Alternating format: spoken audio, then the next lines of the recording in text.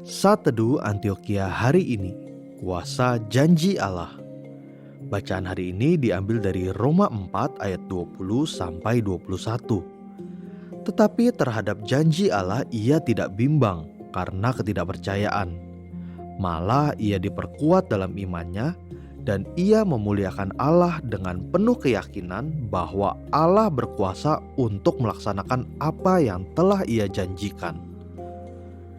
Setiap hari kita dapat selalu menyaksikan matahari terbit dan terbenam pada waktunya.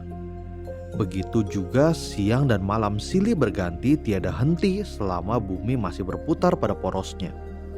Demikian juga janji Allah tidak akan pernah gagal dan pasti digenapi. Itulah sebabnya Abraham disebut sebagai bapa orang beriman, karena terhadap janji Allah ia tidak bimbang, malah ia diperkuat dalam imannya dan memuliakan Allah.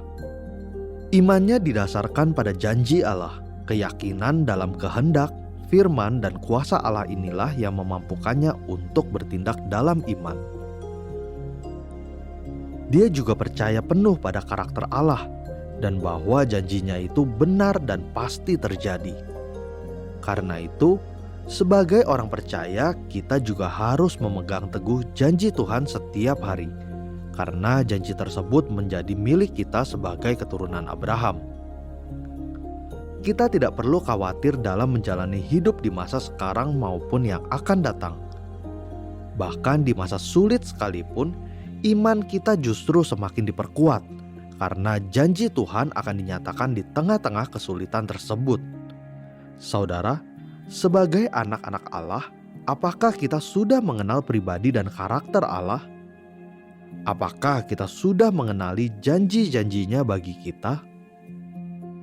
Ingatlah, semakin kita mengenal pribadi dan karakter Allah, semakin kita akan menikmati janji-janjinya. Oleh sebab itu, marilah kita terus berusaha mengenal Allah supaya dapat melihat kuasa janjinya dinyatakan dalam hidup kita setiap hari. Mari kita berdoa.